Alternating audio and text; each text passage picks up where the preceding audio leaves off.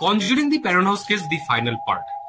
এর আগে আমরা ডিসকাস করেছিলাম ব্যাথশেবা শারমানের ইতিহাস নিয়ে, তাই প্রিভিয়াস দুটো পার্ট এখনো যদি না দেখে থাকেন তাহলে তাড়াতাড়ি দেখে নিন। ক্যারোলিন প্যারন ব্যাথশেবা শারমানের সম্পর্কে জানার পর বিখ্যাত প্যারানর্মাল অ্যাক্টিভিস্ট এড অ্যান্ড লরেনকে তার বাড়িতে ডাকেন এবং এড অ্যান্ড লরেনকে ডাকার পর তিনি একটি ঘটনা তাদের সাথে শেয়ার করেন। ক্যারোলিন প্যারন একদিন তার সোফায় শুয়েছিলেন এবং হঠাৎ তিনি তার পায়ে খুব জোর ব্যথা অনুভব করেন। তিনি দেখতে পান তার পায়ে রক্ত বৃত্তাকার ভাবে জমাট বেঁধেছে। প্রথমে তিনি মনে করেন যে কোনো মৌমাছির কাটার ফলে হয়তো এরকম দাগ হয়েছে, কিন্তু পরে তিনি কিছুই খুঁজে পান না। অ্যান্ড্রিয়া প্যারন তার বই house of darkness house of লাইটে বলেন যে ক্ষত চিহ্ন দেখলে মনে হয় কেউ বড় সেলাইয়ের সূঁচ তার মায়ের পায়ে বিদ্ধ করেছে। ক্যারোলিন প্যারন তার এই ঘটনাটা ব্যাথশেবা সেই শিশুর মাথায় সূঁচ ফোটানো গল্পটিকে জুড়ে দিয়ে এড অ্যান্ড লরেনকে শোনান।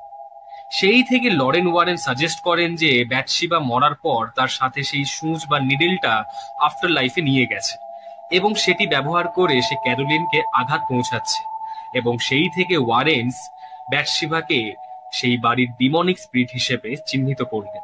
এরপর এড অ্যান্ড লরেন একটি সিয়ন্সের আয়োজন করলেন। মুভিতে আমরা যেটা দেখেছি সেটা হচ্ছে এক্সরসিজম। এক্সরসিজম করা হয় ভূতকে তাড়ানোর জন্য, বা এক্সরসিজম আয়োজন করা হয় একটি ক্যাথলিক প্রিস্ট দ্বারা, কিন্তু সিয়ন্সে শুধুমাত্র ইভিল স্পিরিট বা স্পিরিটদের সাথে কমিউনিকেট করা যায়। এড আর লরেন তারা ভূতের সাথে কমিউনিকেট করার চেষ্টা করেছিল, কোন রকম এক্সরসিজম হয়নি।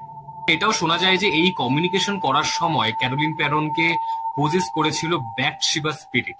অ্যান্ড্রিয়া প্যারন তার বই house of darkness house of লাইটে বলেন লুকিয়ে লুকিয়ে এই সিয়ন্সটা দেখেছিলেন। তিনি যেটা দেখলেন সেটা দেখে ওনার বিভৎস ভয় লেগে গেছিল, কারণ ওনার মা ক্যারোলিন এমন একটি ভাষা বলছিল যে ভাষা হয়তো এই দুনিয়াতে বা এই পৃথিবীতে এক্সিস্ট করে না, এরকম ভাষা। খুবই ভয়ানক অবস্থা দেখার পর রজার প্যারন বা অ্যান্ড্রিয়ার বাবা এই পুরো সিয়ন্সটা থামাতে বললেন। তারপর রজার তার স্ত্রী ক্যারোলিন প্যারনের মানসিক অবস্থা দেখে এড আর লরেনকে ফার্দার ইনভেস্টিগেশন করার জন্য বারণ করে দিলেন।